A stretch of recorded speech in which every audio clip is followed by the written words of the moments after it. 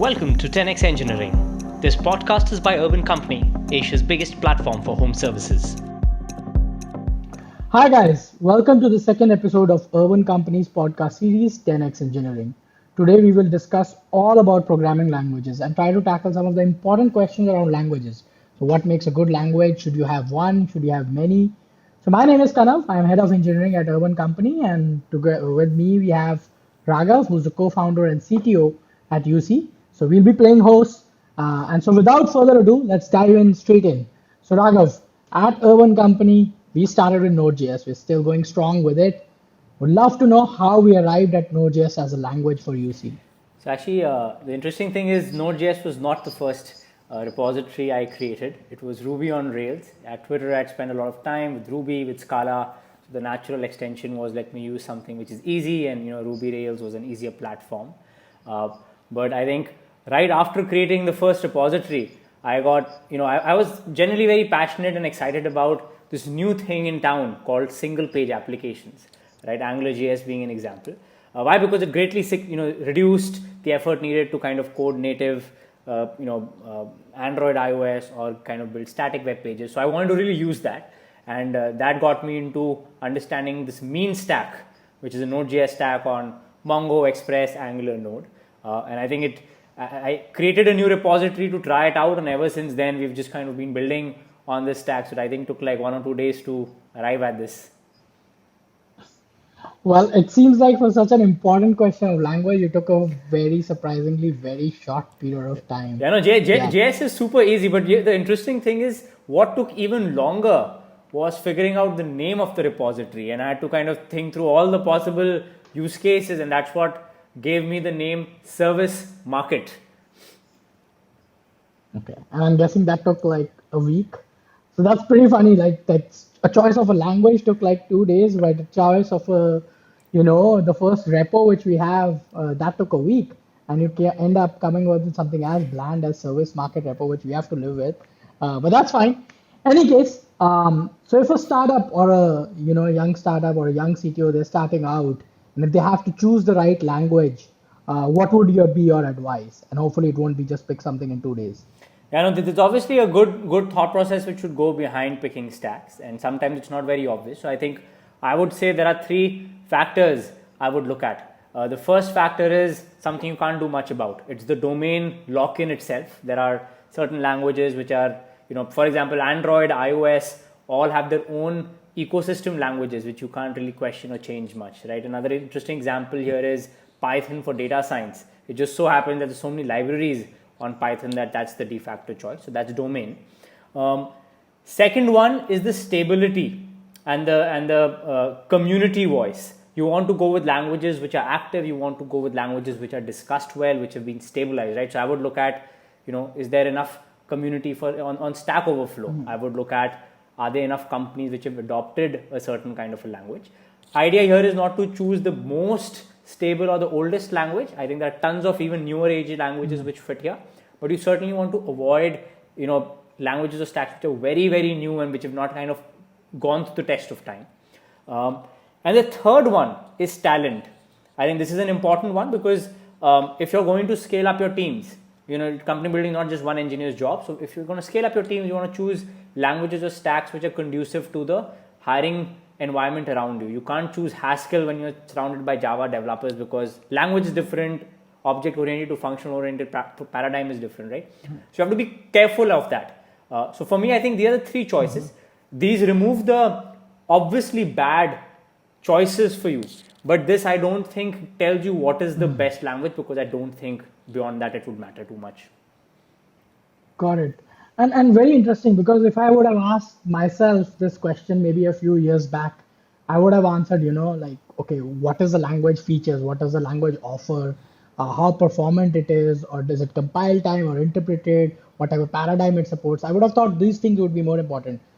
Do you think it's just obvious, or why did you choose to leave those factors? No, it's certainly very important pointers, both features of a language and performance, and I did purposefully leave them out. I think we live in very different times, and I think when you and I were younger engineers, this would probably not be the answer I would have given. For example, you have this whole paradigm of object-oriented way of structuring code versus functional, right? And in fact, some languages have a very fixed paradigm. Java, for the longest time, had been a very object-oriented language, right?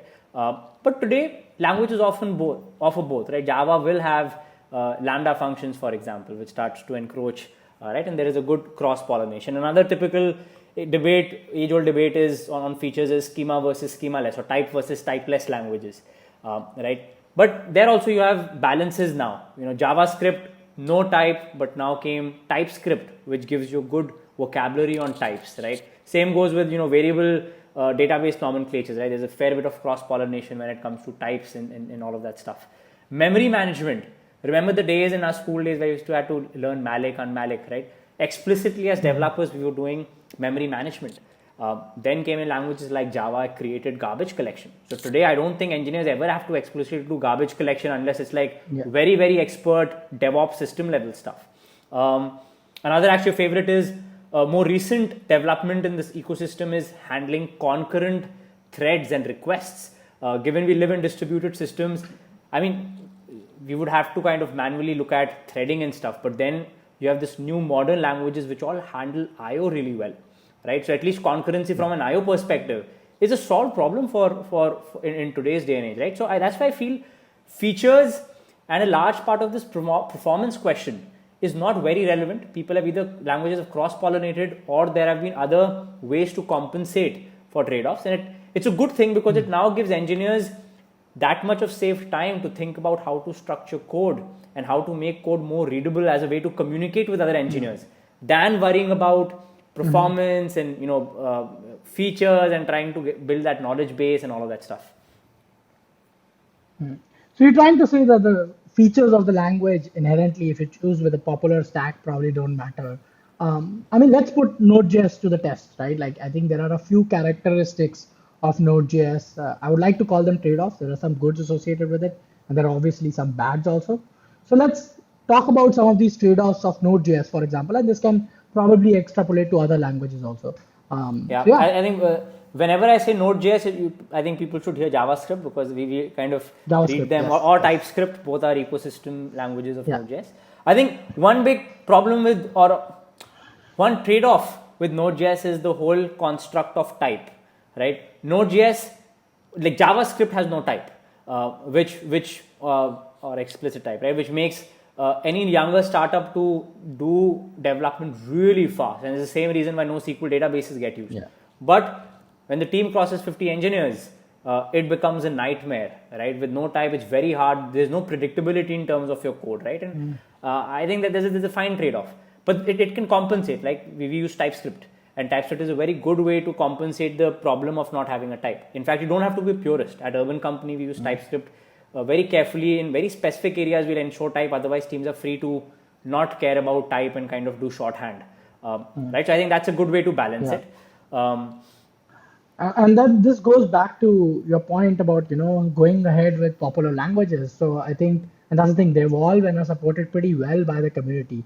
So if there are any strong negatives, the community will work to compensate those. So for example, for JavaScript, I think Microsoft came in and now properly open source TypeScript out, and it's very well supported and there for everyone to use. So yeah, it goes back to your point. Go ahead with a popular choice and you'll be good. What else, Raghav? What else in JavaScript is probably has a good so I think JavaScript, TypeScript both combined. I think another trouble which we kind of saw was while languages are kind of cross-pollinating, it also creates a very loose paradigm for a language. So I think JavaScript or TypeScript for that matter is very non-opinionated. It doesn't tell you how to code. Great for the language because it's versatile, but it's not very good for the teams because now different teams doing functional, one is doing object-oriented is a nightmare. Right, and I think the way I would compensate for that, specifically in JavaScript, TypeScript world, is probably pushing teams to have engineering principles or coding principles and guidelines formulated much earlier on in their days, right? Because you want engineers to know what is this company's way to program, but if you keep it open-ended, it kind of becomes very hard. I think this was very important for us to solve, and that's why we have this internal project called Project Zen, which every developer in UC, regardless of tenure, has to go through. And it teaches not only some of the high level stuff, how you talk to microservices, etc., but also some of the very, very low level nitty gritties, how to structure code, what are the naming conventions, even something like, using map or higher order functions as opposed to, for loops. And this part, I think every mature company would need to invest in something very similar to ensure uniformity and standardization across their services. And it, What else, Raghav? I think it's there's also this whole part about performance with Node.js, especially because it's single-threaded. I think that has some trade-offs also, yeah, right? actually, this is an interesting one. Let's go deeper here. Node is claimed, let me call out the myth first, right? Node is claimed to be exceptional at I/O. I/O is basically input-output, and in the world of distributed systems, when people say I/O, it means, for a server, when a request comes in, then you have to wait for a network call because you're pinging databases and stuff. So that's I/O, right? But anyways, Node is claimed to be very good at I/O, but it's supposed to be bad at computation, which is implied that it's opposite of I/O, right? And the reason often quoted is that it's single-threaded. The event loop which runs is single-threaded. But I think that's not entirely true. First off, I think if you're building an online microservices, you can't have heavy compute jobs to begin with, right? Most things are pre-computed in the microservices world. Your customers won't wait for hours, right? So there's only limited amount of computation you can anyways run. Right, offline processes like data engineering scripts is probably a different matter, and we'll probably Then comes into the we'll come to scripts that bucket, later as yeah. well, right? So that's the first thing. Second thing is the whole debate of computation and multi-threading. There are some myths here, right? You need multi-threading, in my opinion, for two things. One is for concurrent requests and scheduling between them, and Node.js is really good at it. It's optimized for I/O. While there is only one thread by default, which is looking at the code you've written, it does have other threads which automatically are kind of handling this concurrency of requests coming in and scheduling between them, right? So this is a win. Second one is that of parallelism, which is how many threads can simultaneously run at the same time, right? Now the interesting thing is this, which I see not so many engineers point this out. You can only run as many threads in parallel as there are the number of cores. So the cores dictate parallelism by definition, right? Yeah, otherwise, if you have multiple threads, then the one core will be context switching between these threads, right? Which basically means this one thread is running. Exactly, right? So there is scheduling happening. A language could do scheduling or someone else could do scheduling, right? So if you look at number of cores in a single core machine, I would argue there is no structural disadvantage between a node and another language. Yeah. Sure, there'll be little small performance boost because there's compilation and all of that stuff, runtime environments, but I don't think that will matter in today's day and age. There's enough computation power. If you have a multi-core machine, that's where things get interesting.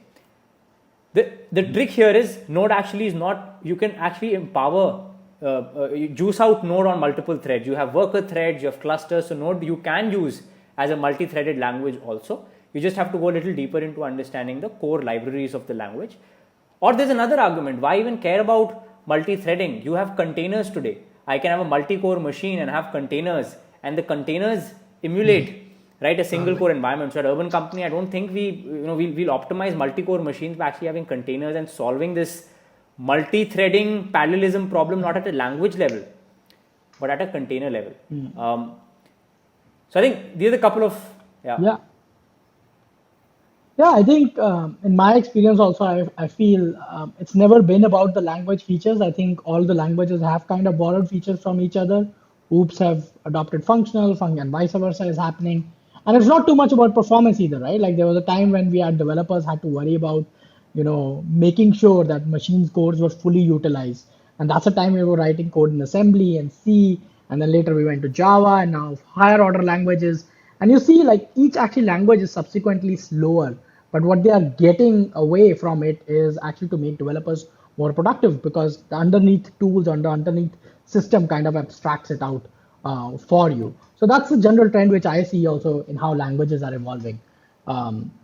So Raghav, there's another debate that goes with the languages, and that is from the microservices point of view, right? With the popularity of microservices coming in, one of the big pros they offer is that you can easily choose a different language, and in a contained environment and create a new service out of it and experiment it and do it. And they make it easier for you to do that. So Does that mean that a company will naturally have multiple languages? Is that a good thing? Is that a bad thing? Where do you think it'll go? Yeah, so many times I hear managers and leaders, they claim empowerment and say the teams will decide the language for the use case. But I think it's a lot more complex than simply looking at use case. There's a strategic angle to this. Let's actually look at different use cases, Kanav. And I know you and I will agree a lot more here. But I think let's start from the systems up, right? There is a whole ecosystem of DevOps, right? Now this ecosystem is locked in. DevOps will use systems, related languages. It a lot depends on the tools and the frameworks and the libraries there. Few engineers often bother with DevOps, so it's fine to have a separate stack for them. Then comes microservices. I think microservices should only have one primary stack. The debate on high I/O versus high computation is very restrictive. I don't think there is much of a difference. If you have online microservices, they all have to be fairly I/O and computation or O of one. So I would argue that we should just have one stack for microservices. It becomes interesting when you extend this further, right? What about scripts? People often look at scripts as the dark side of engineering, but I think scripts, at least for me, are very similar to microservices. The same teams who are developing microservices also have to write scripts, right? They're fitting into the same constraints of running microservices. So while Python is the de facto language for scripts, my question is, why do scripts need to be separate from microservices? Yeah, I think that's something which we saw in our journey also, right? Like we also for the first 3 years used to have these one-off scripts or overall ad hoc scripts running in Python. And then when you questioned it from a developer point of view, right? Because you still have to maintain all of that code. Can we come up with something which is far more superior? And now what we have is in the same service repo, there is one place where you can just write a script and it actually shares, you can share the same functions from a same microservice repo. You can actually share DMs, you can share models, and you get all the TypeScript and compilation goodness also out of it, right? And it just works like a charm. And all the platform team does is takes this script, actually deploys it in a single container in a single thread, and runs it on a long run, right? So it doesn't actually the event loop blocking over here doesn't actually disturb your normal transactional microservices. And it all just works like a charm. It's nothing but a module of a microservice which is running in a more scheduled fashion, right? And exactly. Why bother with multiple stacks? I would. What about data engineering? Right, data engineering also probably a lot lesser people have to worry about that, unlike scripts where all teams have to worry. But data engineering is also very similar to scripts where you're doing heavy computation, a lot of file I/O and stuff. Preferred language probably Scala, and mostly because a lot of data engineers are used to some of these constructs. So I think while data engineering is a valid argument to have its own separate language stack, maybe, I don't know, maybe in the future, I don't understand why in the future would it have to be separate. It could be probably the same as your microservices stack, right? So I think that's another one I wonder. Data science is something we touched upon. Data science often rests on Python. I don't see Python going away anytime soon. Yeah. There's just so many beautiful libraries built on top of it. But yes. I think future of... I think you missed one big one, which is the clients. Clients is a big one. Clients often actually create multiple stacks. More than all, the backend client has so many stacks for iOS, for Android, for web. And I think that's a valid reason. But yeah, for me at least, these are the main stacks. And I would say, DevOps is one, clients is a whole different world. And the world of microservices, scripts, and maybe data engineering could perhaps be merged. Yeah, I would actually even argue even something like client. Obviously, clients is where it gets broken a lot. There's a lot of legacy based on which companies have come up with which ecosystems. But you come up with now there are a lot of platforms coming up, which is like RN or Flutter, so React Native or Flutter, which are gaining a lot of traction, which are trying to bridge this gap, right? And React Native is, for example, is amazing because it's actually on top. The top interface is actually JavaScript, which fits very well within a stack, and that's why one of the reasons why we are actually building a unified stack on top of RN or React Native, which will go across all front ends, and so solve something very similar. And I think the key point over here is this, and maybe the scripting example. When I think about it, right, the thing when you realize is that language or a coding language just becomes the expression of logic, and that's it. Rest everything could potentially be platformized. So even if some of the nuanced cases you mentioned, like data engineering or DevOps, could probably easily happen in JavaScript, right? Because the language at the end of the day pretty much is just a syntax to express logic, and rest everything can be solved one level below. And you take the Facebook PHP example as well, right? Like what? Yes. Yeah, that's an amazing story, right? Because PHP is known, like notoriously infamous among developers as like one of the most hated language. But you go look at Facebook, and Facebook for the longest time actually had most of its code written in PHP, and probably still is. But you talk to a developer over there, and they love it. It's not a problem because they have actually invested into solving, whether it's building a custom compiler or anything, but they have solved a lot of these things, a lot of these common pain points, so that it's actually very productive for a developer to use it. Same thing I found out when I worked in Microsoft and I was working in C++. Like all of these things around memory debugging, etc., they were just solved for because teams invested into them and gained that expertise. And that is basically what causes that 10x growth, right? Because yeah, exactly. The whole standardization is there, so you go up 10x after that. One interesting point over here, which is what about the learning opportunities for developers, right? Does this leverage by standardizing stacks come with the trade-off of engineering being hidden from the complexity of the depth of a stack, right? Like there's some trade-offs over there. I do. I think whenever there's a debate of consolidation or centralization versus decentralization, I do think they both come with certain trade-offs. Centralization will give you more depth, more quality, more more structure. Decentralization might not be very effective, but sometimes it is very efficient, right? And that happens even with this in consolidated languages or platformization. And if engineers are hidden from realities, then do they not learn? And I think there is a valid case here. And I'll tell you two big reasons where you want to be very careful of. One is, as a younger engineer, it's very important to have tried multiple things, multiple languages, multiple stacks. If you're a front-end guy, try back-end, vice versa. The reason is not the language itself. The reason is when you put yourself and apply on multiple use cases, you start to build mental models, principles, paradigms, which actually go beyond a language and are more generic, right? So for that use case, it's important. The other one is, expertise. Sometimes you're too hidden, and when systems go down, if you're not exposed, your brain is not used to that exercise of going deeper and solving for some of the system stuff, right? Teams just become more nervous. It's not a very effective strategy, right? So you don't want to hide teams all the time, always. But having said that, I think there are ways to compensate this also, right? I think two things which have worked, at least that come to my mind right now, to kind of still have a centralized approach but not be a purist, kind of deal with the negatives is, one is, I think, rotation. I think rotation is a great thing in engineering teams. And I'm not just talking about rotation between teams. I'm saying rotation in terms of stacks also. Send a client engineer to do backend after 2 years and vice versa, right? In fact, it's almost... Well, you become a more complete developer, right? Because you can actually do the whole thing. And it helps, right? I think in UC for us, we almost have an unsaid rule. If someone has to go become a leader, right, we actually do expect them to have actually tried both sides of the stack enough, because otherwise they won't be able to help younger engineers. They'll be just biased towards one. So rotation is a good one. And I think the second one is what we internally call as the open source model. So while you can have centralized strategy for code, right, the effort does not have to be centralized, right? You can have it open source. Any team can contribute to any repository.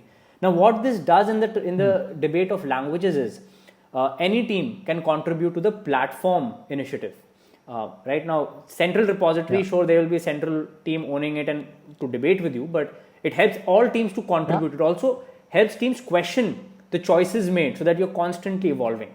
And I think even in UC's journey for the first 3 years, we did not have a platform team. Like, the platform was basically made by all of these decentralized teams who were, pushing the boundaries of what the stack could offer.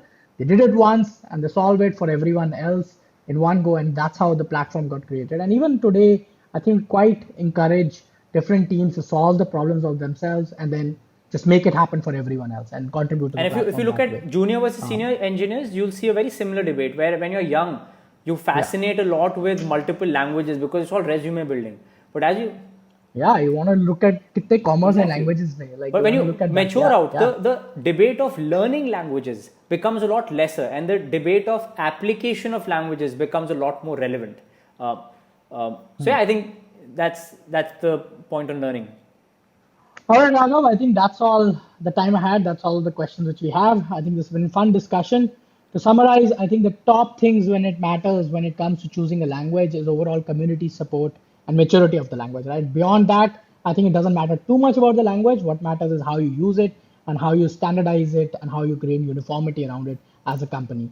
We also heard views on what it might be a good idea to have, whether it might be a good idea to have multiple languages or a single stack, right? And seems like your bias is heavily on try and stick to one stack and gain as much expertise in it as possible. So if you guys like the content, stay tuned and subscribe to us. In the next few episodes, we will look at the evolution of code from microservices from monoliths to microservices to functional programming.